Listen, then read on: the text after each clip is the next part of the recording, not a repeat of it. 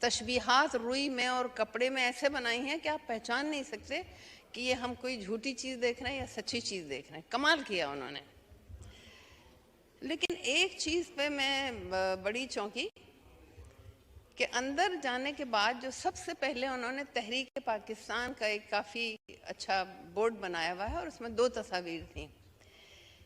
ایک محمد علی جناح قائد اعظم کی. آپ کی توجہ چاہوں گی، آپ کو فیصلہ کرنا ہے.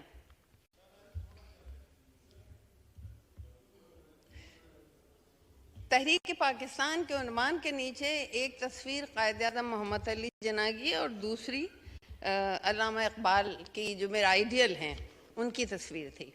اور اس کے بعد کچھ تحریک کے واقعات تھے تو میں نے ان سے گزارش کی. میں نے کہا کہ تحریک پاکستان میں علامہ اقبال نے تو خواب دیکھا تھا اور میں تو ان کے فلسفے سے اتنی متاثر ہوں، میں ان پہ مقالہ بھی لکھا ہے اور ان پہ سب کچھ، لیکن قائد اعظم کے بعد دوسرا نام لیاقت علی خان کا تھا، وہ یہاں نہیں ہے.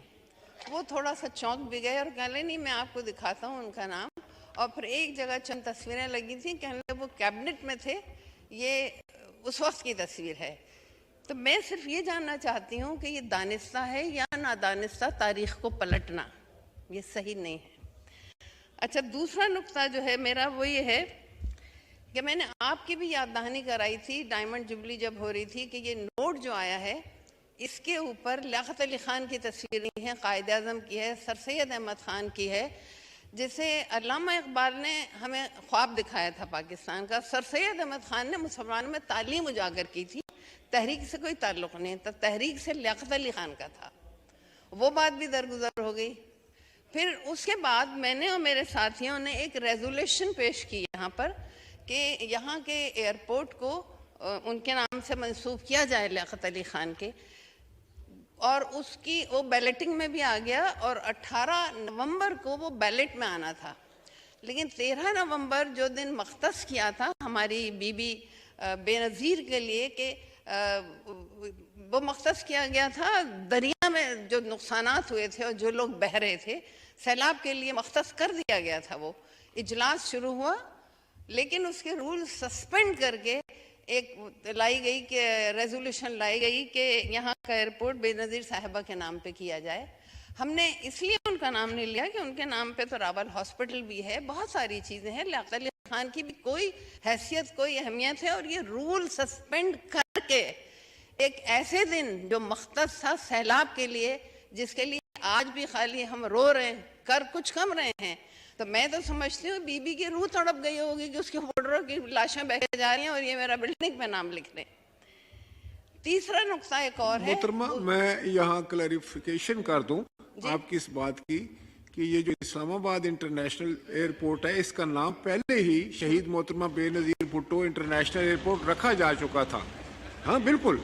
اور جس وقت وہ ایئرپورٹ شفٹ ہوا تو پھر سب کا یہی تھا اصرار کہ اب بھی وہی نام رکھا جائے.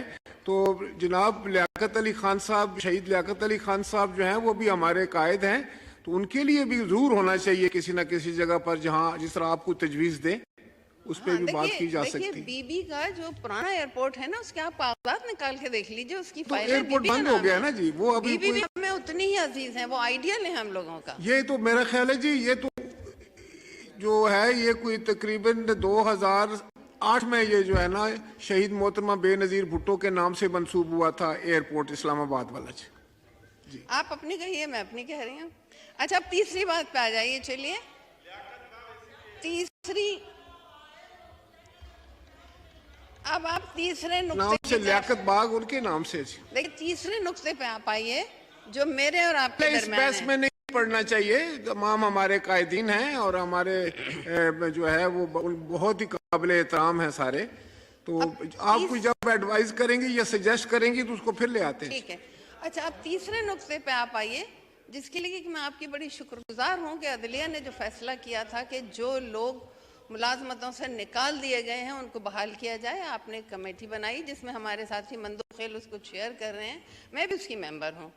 اس کی تاریخ مقرر کی گئی 8، 9 اور 10، 3 دن. بے انتہا رش تھا. اتنے بے روزگار لوگ کس طرح سے مارے مارے بلوچستان سے آئے, کے پی کے سے آئے, ایبٹ آباد سے آئے, اور جتنا کچھ ہم ممبران اور مندوخیل صاحب کر سکتے تھے وہ ہم نے کیا.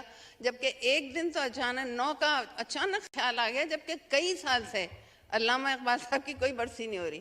اس دن یاد آ گیا کہ ان کی کل برسی ہے, تو ایک دن اس میں کیا. خیر چلیں, ہو گیا. ہم نے 2 دن میں کوشش کی نپٹانے کی. پھر آپ سے درخواست کی کہ کراچی کے لوگ یہاں نہیں پہنچ پا رہے ہیں. آپ اچھا دیکھیے, زیادہ اس میں بھی جو افسران, اعلیٰ افسران آئے تھے, ان کا ٹی اے ڈی اے, ان کا رہائش, ان کا خرچہ حکومت نے دیا. ٹھیک ہے. اچھا, ہم نے کہا کہ کراچی کے لوگوں کی تعداد بہت زیادہ ہے اور ادارے بھی کراچی میں ہی ہیں. تو مجھے ہمارے اتنے شریف النفس انسان سیکرٹری صاحب ہیں, مجھے تو بڑی حیرت ہوئی کہ انہوں نے یہ خط بھیجا کہ اس میں خرچہ بہت آ رہا ہے, خرچہ بہت آ رہا ہے. اس کے اوپر میں نے نکالا اس 1.5 مہینے میں کتنی میٹنگیں اسٹینڈنگ کمیٹی کی یہاں سے باہر ہوئی ہیں, کراچی سے باہر ہوئی ہیں. یہ پوری لسٹ میرے سامنے موجود ہے, جن میں 20 اور 21 ارکان ہیں, 8 سے لے کے 20-21 تک. اچھا, کراچی کے 2 تھے, اگر آپ سب کمیٹی بھی بنا دیں, مندوخیل صاحب اور میں, ہم دونوں کراچی سے ہیں. ہمیں نہیں چاہیے کوئی ٹی اے ڈی اے, ہمیں ان کا مسئلہ حل کرنا ہے. کراچی لوگ نہیں پہنچ پائے. اور میں آپ کو بتا رہی ہوں جو حالت ہم نے اس دن یہاں پہ دیکھی بلوچستان والوں کی, کہ بے روزگار ہونا آج بار بہت بار بڑی کہنا قیامت پڑ رہا ہے. ہے. فاضل ممبران بہت اونچی آواز سے کہہ کے بھی لگاتے ہیں اور باتیں کرتے ہیں, دیکھیے, تو اسپیکر جو ہے وہ ڈسٹرب ہو جاتا ہے. بے روزگار ہونا بہت بڑی قیامت ہے. آپ کو بھی اندازہ ہوگا, تبھی تو آپ نے فیصلہ کیا اور یہ کمیٹی بنائی. مگر اس کمیٹی کو انصاف کے ساتھ چلائیے. ہماری تاریخ نہیں مٹا سکتے, نہ آپ نہ کوئی اور طاقت. نہ ہم مرنے جا رہے ہیں, نہ ہم یہاں سے کہیں جا رہے ہیں. ان حیثیتوں کو تسلیم کرنا پڑے گا کہ یہ دیکھیے 6 میٹنگیں آپ کی 1.5 مہینے میں. آپ یہ دیکھیے کہ آپ کے ڈیلیگیشن کتنے جا رہے ہیں, بغیر پیسوں کا ہو رہا ہے سب کچھ. کراچی جانے کے لیے پیسے نہیں ہیں آپ کے پاس, کیسے اس بات کا یقین کیا جائے. لیکن مجھے صرف یہ تقویت ہے کہ میرے اور آپ کی ایک قدر مشترک ہے, کہ آپ بھی متوسط طبقے سے تعلق رکھتے ہیں اور میں بھی رکھتی ہوں. آپ یہ فیصلہ کیجئے کہ متوسط طبقے کو پرائرٹی پہ رکھا جائے گا. تو آپ کراچی کی ہمیں اجازت دیجیے, اور یہ جتنی چیزیں میں نے کہی ہیں ان پہ غور ضرور کیجئے کہ تاریخ کو آپ نہیں بدل سکتے. شکریہ. بہت شکریہ.